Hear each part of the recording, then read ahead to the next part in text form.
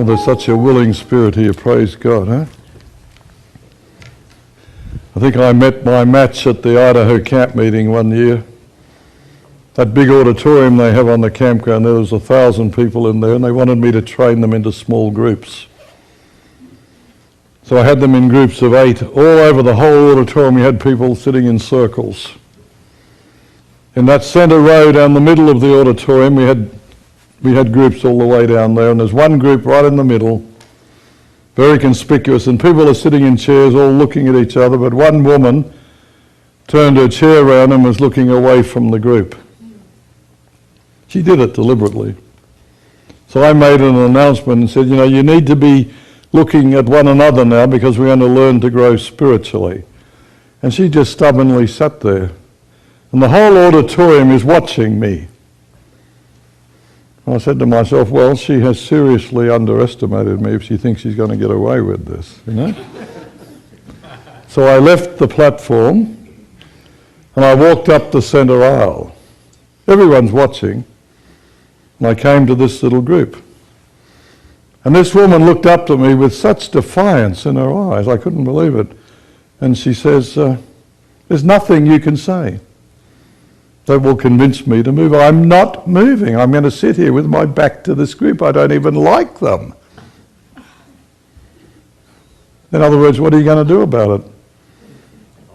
So I walked over to her, got quite close, and I leaned over.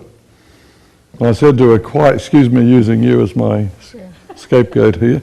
And I said, you've got 60 seconds.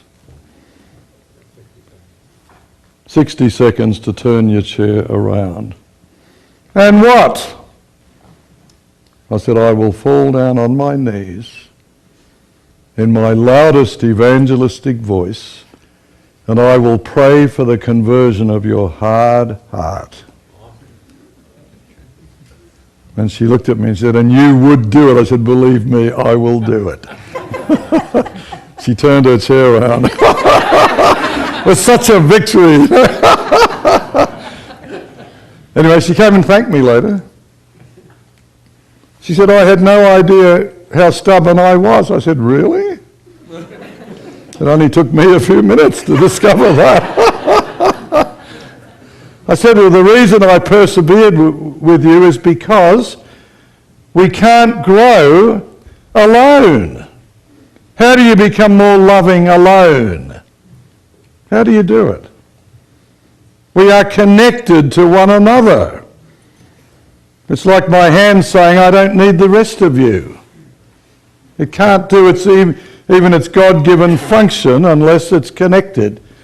So let's make sure we've still got a couple of people yet that may not be connected. Let's get connected. Come on, connected.